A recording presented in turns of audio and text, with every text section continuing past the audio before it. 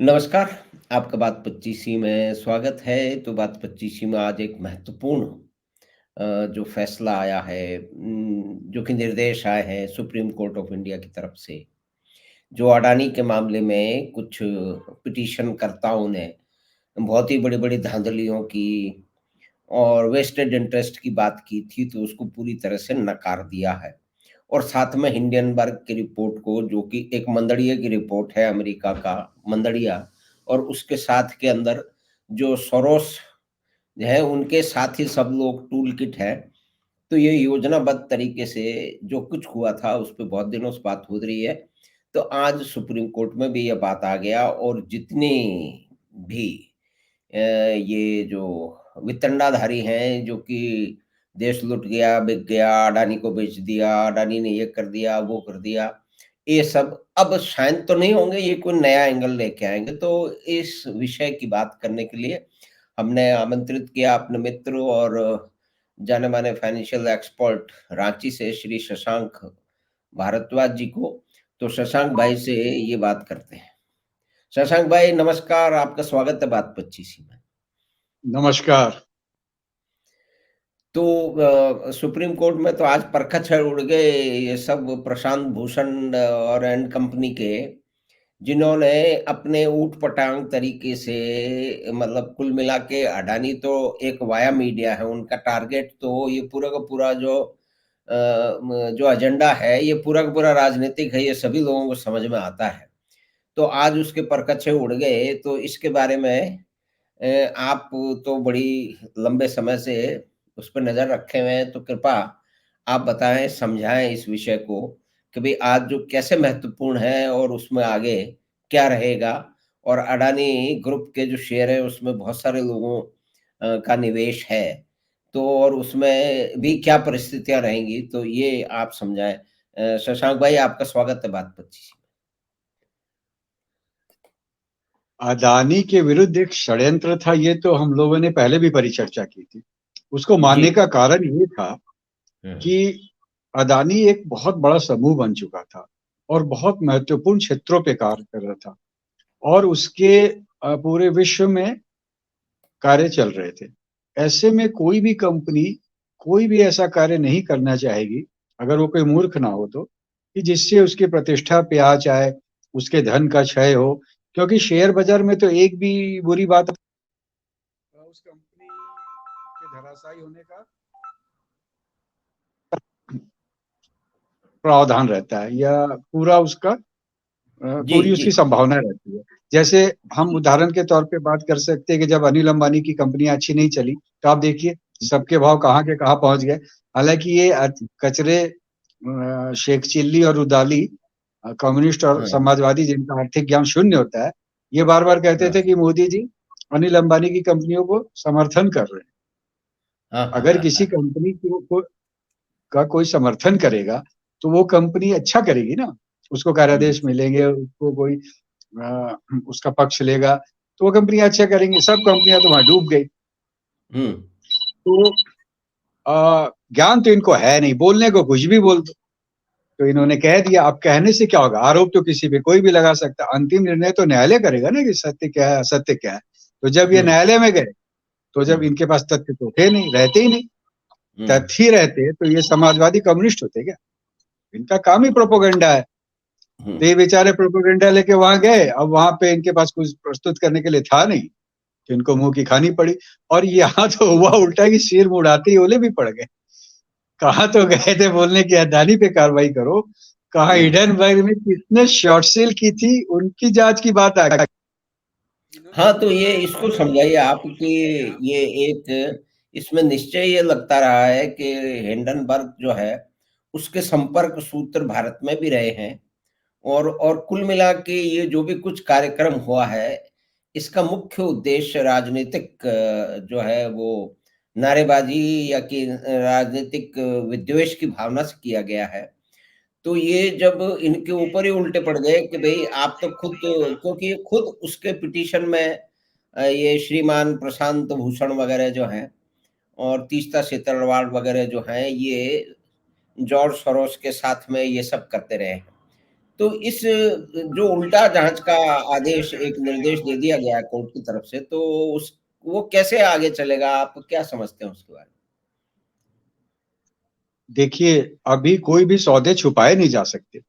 अगर किसी जी, ने जी। हिडेनबर्ग रिपोर्ट के पहले ही बेचना हुँ, शुरू किया होगा, तो वो सब दिख जाएगा कि किसने बेचा, कहाँ बेचा, क्यों बेचा और आजकल हुँ। किसने किससे संपर्क स्थापित किया, ये भी ढूँढना कठिन कार्य नहीं है। जी। तो अगर किसी ने हिडेनबर्ग की रिपोर्ट को कहीं से उसको प्राप्त हो गई या जिसको कहते हैं लीक हो गई, ऐसा हुआ अगर उसने पहले बेचा होगा, तो वो हुँ। निश्चित पकड़ा जाएगा तो लेने के देने पड़ेंगे।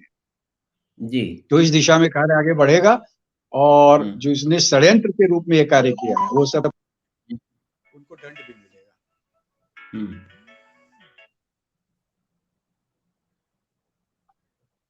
जी। तो एक बात तो ये हुई। दूसरी बात हुँ, ये है कि अदानी क्यों कोई कार्य अवधारणा पे हम लोग बात कर रहे हैं। हुँ। अगर आप एक बहुत समर्थ व्यक्ति बन गए, लाखों तो आप हुँ। क्यों गलत और दूसरी अदानी एक बहुत ही महत्वपूर्ण भारत के लिए उद्योगपति नहीं है, जितने हुँ। स्ट्रेटेजिकल हो रहे हैं और रणनीतिक वो जी। के कारण अदानी का भारत के नीति है, भारत की जो विदेश नीति है, जो सामरिक महत्व की बातें वहाँ सब में अदानी की प्रत्यक्ष भूमिका है और वो भूमिका इस बात है कि अदानी मोदी के निकट है। जिसका उपयोग भारत जैसे अगर इजराइल में बंदरगाह बनाना हो या किस राष्ट्र में बनाना हो जहाँ सामरिक हित हैं या दीर्घकालीन हित हैं जैसे श्रीलंका में है, तो अदानी भारत की एक पसंद है ना, मात्र एक उद्योगपति है। हमको अदानी को इस दृष्टिकोण से देखना होगा और इस दृष्टिकोण से इसका समर्थन करना होगा, क्योंकि वो मात्र साधारण कार्य नहीं कर रहा।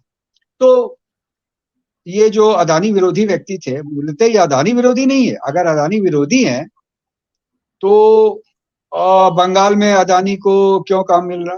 ममता दी के राज्य में, राजस्थान में जब कांग्रेस की सरकार थी, छत्तीसगढ़ में थी, क्यों मिला? केरल में क्यों मिला? कम्युनिस्ट सरकार में क्यों मिला? जी। तो तो अदानी का विरोध ये मोदी के लिए करते थे।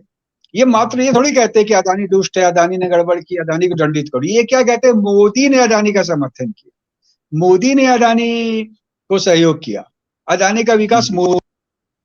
तो भाई साहब आपकी मोदी से राजनीतिक लड़ाई है, हुँ। तो आप मोदी से राजनीतिक मोर्चे में लड़ो ना। आप देश के आर्थिक हित से क्यों समझौता कर रहे हैं? देश के आर्थिक सामरिक हितों को क्यों हानि पहुंचा रहे हैं? तो ये बड़ी मूर्खता है और ये राष्ट्रद्रोह के समान कार्य है।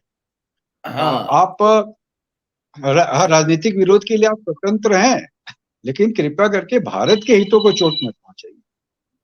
माधव जी। जी। इसमें जो एक विशेष बात जो जो इस पूरे के पूरे एजेंडाबाजी के पीछे हैं, उनका 2-3 नैरेटिव बिल्कुल पक्का है। उन्होंने दिमाग में ठान ली है, उन्होंने व्यापार उद्योगों को और उद्यमियों को उन्होंने हमेशा जब भी उनको मौका मिला उन्होंने नष्ट किया। और उनको ये समझ ही नहीं है या कि वो राजनीतिक विरोध के चलते किसी भी हित पे जा सकते हैं, उनको भारत का कोई नुकसान हो तो उससे तो कोई मतलब ही नहीं है। क्योंकि आप ये देखिए कि इससे पहले भी जब अडानी ने कोयले की खदानें ऑस्ट्रेलिया में ले ली थी, तो एक विशेष प्रकार का जो समूह है जिसकी आइडियोलॉजिकल बड़ी क्या कहते हैं जाले हैं उनके दिमाग में और उनके कार्यक्रमों में, वो वहाँ तक पहुँच गए। मतलब भारत के एक उद्योगपति ने ऑस्ट्रेलिया में जाके खदानें ले ली है कोयले की, तो वो भी उनको बर्दाश्त नहीं है। और ये सारा जो हिंडनबर्ग का जो भी ये प्रकरण सामने आया है, वो थोड़ी मंदड़िया है।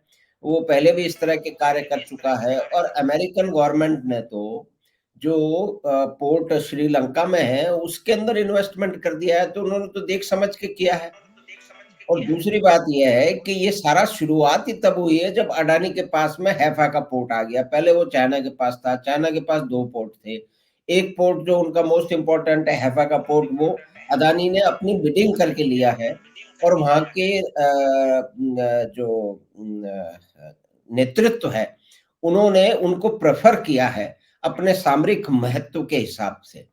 तो हर जगह जो जितने भी बड़े-बड़े नेता हैं, बड़े-बड़े जो शक्तिशाली आर्थिक संपन्न देश हैं, वो उनके राष्ट्रपति हमेशा अपने जो है व जो बड़े बिज़नेसमैन हैं या कुल मिला के देखिए बड़े-छोटे, बड़े मतलब बिज़नेसमैन को सपोर्ट करते हैं, ताकि उसी से उनके यहाँ रोज़गार का उत्पादन होता है, उसी से उनके यहाँ टैक्स रेवेन्यू बढ़ती है, उसी तरह से उनका जो है ना वो विदेश में उनके जो है वो विस्तार होता है उनके हितों का और व्यापार का।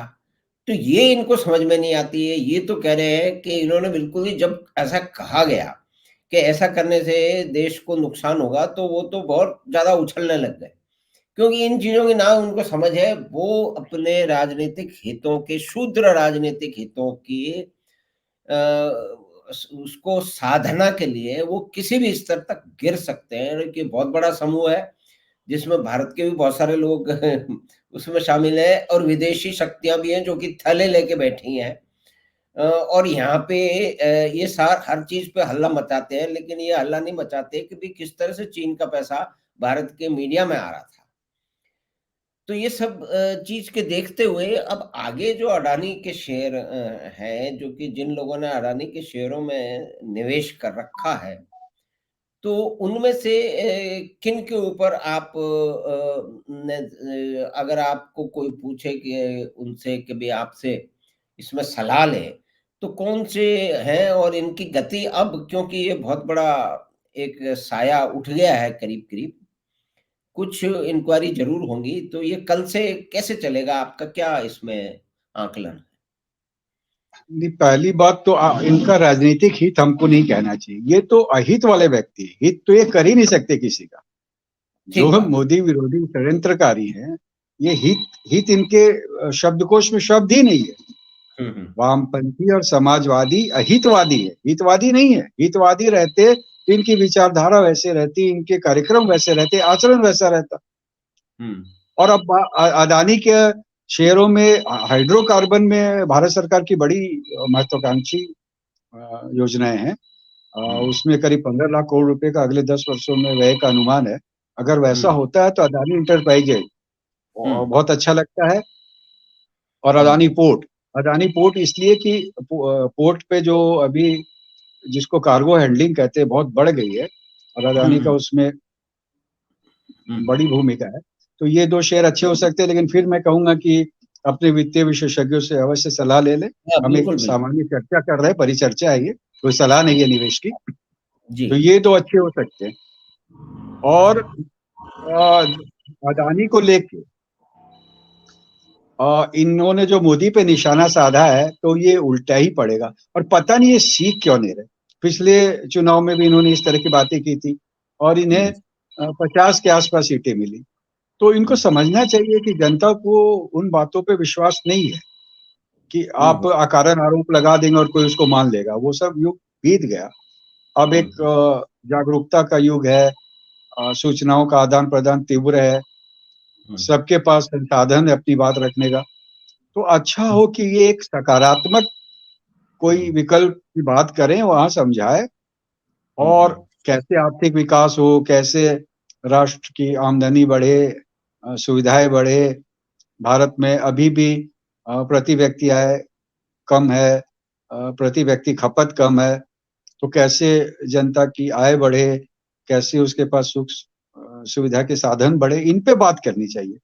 जो साधन बढ़ा सकता है, जो आपको जीविका दे सकता है, जो देश के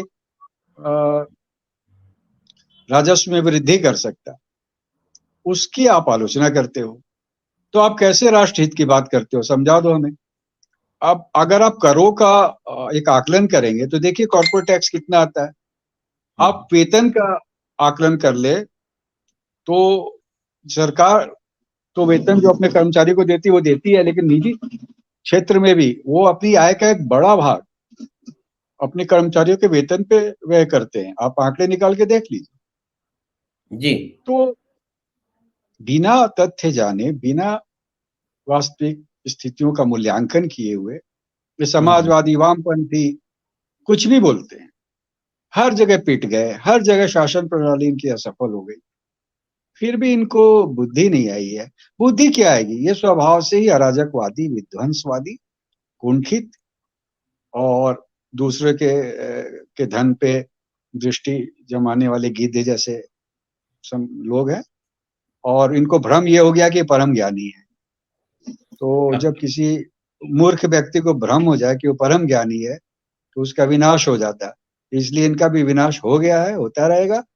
अदानी मामले से सबसे बड़ा जो लाभ अभी ये हुआ है कि अब ये इनके जो झूठे आरोप चलते रहते थे, अब इन पे विश्वास करने वाले की जो थोड़ी बहुत संख्या होगी, वो भी अब नहीं के बराबर हो जाएगी। थोड़े बहुत मुट्ठी भर जो मोदी विरोधी लोग हैं, वो कभी अदानी के नाम पे चिल्लाएंगे, कभी किसी और बात पे चिल्लाएंगे, तथ्य उनके पास रहेंगे नहीं।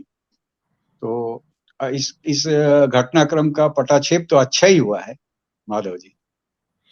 जी, तो जो दूसरे शेयर हैं इस क्षेत्र में, जैसे कि रिन्यूएबल एनर्जी के क्षेत्र में, और जैसे अडानी टोटल गैस और अडानी पावर, इनके बारे में आप क्या सलाह देना पाएँगे? जिनके पास ये शेयर हैं या जो निवेश रखने का विचार रखते हैं इनमें? मूल्यांकन के आधार पे बात करें तो ये सब शेयर महंगे हैं, क्योंकि हुँ, इनका पी रेशियो अधिक है। हुँ, लेकिन लोगों को लगता है कि इनमें संभावनाएं बहुत है, यानी हुँ, आने वाले वर्षों में इनके लाभ में बड़ी वृद्धि होगी, इनके व्यापार में बड़ी वृद्धि होगी।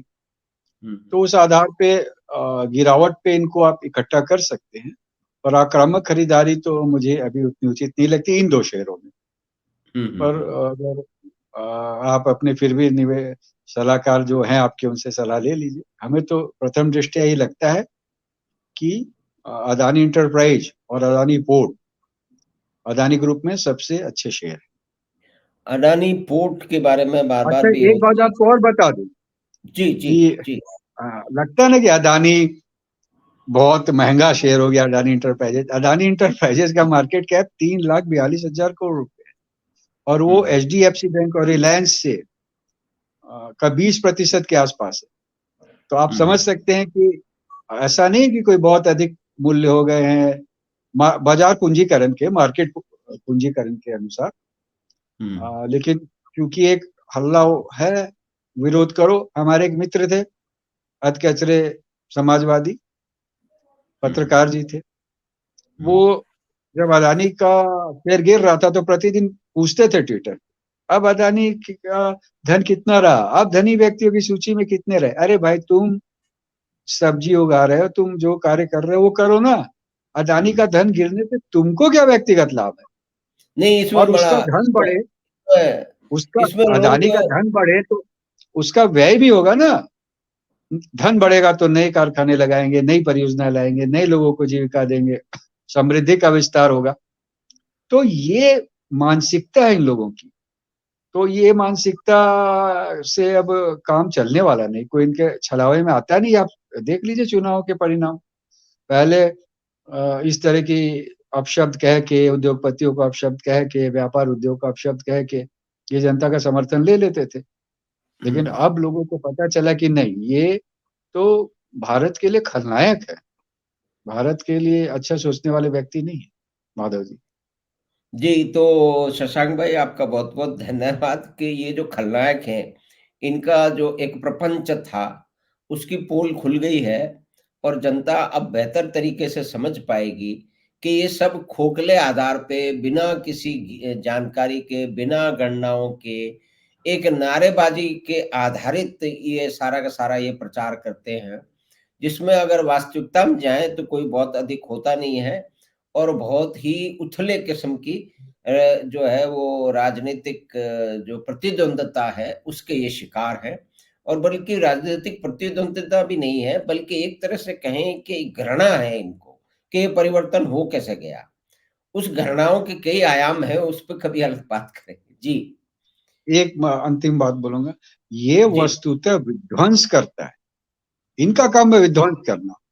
समाज का विध्वंस कर दो, परिवार का विध्वंस कर दो, राष्ट्र का विध्वंस कर दो, आर्थिक व्यवस्था का विध्वंस कर दो, व्यापार का हम्म, विध्वंस कर दो, हम्म, उपद्रव हो जाए, हम्म, अराजकता हो जाए, यही इनका कार्य है, इनका उद्देश्य यही है। ये विध्वंसवादी व्यक्ति है, विध्वंस जीवी है। तो हम्म, हम्म। अ, अभी न्यायालय से तो इनको इनका सामर्थ्य पता चल ही गया है। भविष्य में भी इनको इसी तरह झटके लगते रहेंगे और एक दिन ये, अभी तो बिल्कुल किनारे हो गए हैं, इनका अंत उधर ही बढ़ता जाएगा धीरे धीरे, माधव जी। जी, जी। ये इन्होंने ऑलरेडी शुरू कर दिया है कि भई ये भी बिक गया, वो भी बिक गया, तो वो धीमे वो उसमें कहते हैं इनको कि भैया न्याय विनिवेश, व्यवस्था बिक गई है। बेचना और विनिवेश, इसका अंतर ही इनको नहीं पता। इनको मालूम नहीं, इनको मालूम नहीं। विनिवेश का अर्थ होता है कि आपके पास कोई शेयर है तो आप जन सामान्य को दे दो, किसी समूह को दे दो। बिकना का अर्थ हुआ पूरा बेच देना। तो पूरा बेचने में भी अभी देखे ना, इंडियन एयरलाइंस को बेच दिया। इंडियन एयरलाइंस हाँ, में 60,000 करोड़ रुपए का प्रतिवर्ष की हानि हो रही थी, सरकार जी। की वो हानि बच गई। अब हुँ, पता चल रहा है कि टाटा धीरे धीरे उसको लाभ में ले आने की तरफ बढ़ रही है, हाँ, सुविधाएं तो अच्छी हो गई है। तो सामान्य जन का क्या गया? सरकार के तो 60,000 करोड़ रुपए बचे, सामान्य जन को अधिक सुविधाएं मिल रही है, फ्लाइट समय पे उड़ रही है, विस्तार हो रहा है, नए नए जहाज आ रहे हैं। तो ये मूर्ख क्यों बोलते हैं कि इंडियन एयरलाइंस को बेच दिया तो हानि हो गई? अब कोई बताए ना, उस समय आपको ध्यान होगा कितनी ये चर्चा करते थे, एयरलाइंस को बेच रहे हैं, ऐसा कर रहे हैं, वो कर रहे हैं। क्या हुआ अंततः? अंततः अच्छा हुआ ना। ये चाहते नहीं कि भारतवासी सुख से रहे, सुविधाओं से रहे। नहीं, इनका एक खाली आंकड़ा था कि अपना मैंने एक, इनका एजेंडा चलता रहे, इनकी इनका प्रतिष्ठान चलता रहे, इनका सड़ा हुआ एनजीओ चलता रहे, ये उल्टे सीधे भाषण देते रहे, सरकार से धन लेते रहे, और भारतवासी सुविधाविहीन होके जिए, खराब कंपनियों में राष्ट्र का पैसा नष्ट हो। अच्छा, निवेश किया, आप कंपनी चला रहे हो, कंपनी में लाभ नहीं होगा, तो धीरे धीरे हानि इकट्ठी हो जाएगी। हानि जी। इकट्ठी हो जाएगी तो कंपनी प्रगति के मार्ग पे जाएगी नहीं। अब ना उसका विस्तार होगा, ना नई वहां पे जीविका का सृजन होगा, ना वो देश की अर्थव्यवस्था में कोई योगदान कर पाएगा। तो वैसी कंपनी क्यों चलाना? अपने अपना कोई प्रतिष्ठान ये खोलेंगे, करते हैं कम्युनिस्ट भी, ऐसा नहीं। आप ही का एक मित्र था ना कम्युनिस्ट, वो कोई शॉप चलाता है, कोई प्रतिष्ठान चलाता है राजस्थान के किसी ग्रामीण इलाके में। जी, अब उस जी। महान व्यक्ति का प्रतिष्ठान अगर घाटे में चले तो चलाएगा? चल ही नहीं पाएगा। धन ही नहीं रहेगा तो चलाएगा किधर से? यहाँ तो ये सोचते हैं कि हम और आप जो टैक्स दे रहे हैं उस टैक्स से कोई बीमार संस्थान भी चले। क्यों चले भाई? उसको दे, किसी दूसरे व्यक्ति को दे के, जो वहां पूंजी डाल के, बुद्धि डाल के उसको सफल बना दे, फिर वो राष्ट्र की प्रगति में योगदान करने लगे, वो अच्छा है कि उसी को चला के वहां हानि इकट्ठी करते रहो और अंततः उसको ऐसा बना दो कि वो चलने ही नहीं पाए। तो ये अपने प्रतिष्ठान के साथ वैसा करते हैं क्या, आप बताओ? नहीं, आप बिल्कुल सही कह रहे हैं। तो ये एक पूरी तरह से विध्वंसकारी जो है वो मानसिकता आप इनको और शपथ। विध्वंस जीवी बोलो, विध्वंस जीवी है ये। हाँ, विध्वंसजीवी है, हाँ, नया नाम हम विध्वंस। इनको दे रहे हैं, विध्वंस जीवी। विध्वंसजीवी जो है ये इनका एक जो है प्रचार, इनका एक प्रपंच जो है वो ध्वस्त हो गया है। और शायद लोग और समझ पाएँगे कि ये किस तरह से खोखली बातें करते हैं। तो शशांक भाई, आपका बहुत-बहुत धन्यवाद कि आपने आज जो सुप्रीम कोर्ट में जो अडानी के बारे में जो फैसला आया है, जो आगे कुछ और जाँच करने के निर्देश दिए हैं। तो एक तरह से पूरा जो काला साया और एक भ्रम का साया जो कि अडानी ग्रुप पे, जो कि एक महत्वपूर्ण ग्रुप है भारत का, उस पे छाया हुआ था, कुछ कारणों से वो करीब-करीब हट गया है। तो आगे देखते हैं कि उसमें कैसे क्या रहता है, और इस विषय के और किसी अन्य विषय पे आपसे बात करने के लिए आपके पास फिर लौटेंगे। तो शशांक भाई, आपका बहुत-बहुत धन्यवाद बात 25 में आके ये बात समझाने का। धन्यवाद शशांक। नमस्कार। नमस्कार। नमस्कार। तो ये थे श्री शशांक भारद्वाज, जो कि रांची से जुड़े हुए थे, जाने-माने फाइनेंशियल एक्सपर्ट हैं। और वो ये बता रहे थे कि अडानी के मामले में जो सुप्रीम कोर्ट का फैसला आया है, उसका उसके पीछे कौन थे, उसमें क्या प्रपंच ध्वस्त हुए हैं और आगे आने वाले समय में अडानी ग्रुप कैसा रह सकता है और कौन से इसमें मुख्य शेयर हैं। और उनका कंपैरिजन अगर किया जाए रिलायंस से और एचडीएफसी बैंक के मार्केट वैल्यूएशन से, तो वो किस तरह से है। तो हमें आशा है कि ये बातचीत आपको पसंद आई आई होगी। तो आप चैनल बात 25 को सब्सक्राइब करें और लिंक अपने मित्रों और परिवार के साथ साझा करें। हम आपसे फिर मिलेंगे बात 25 के अगली बात में। धन्यवाद। नमस्कार।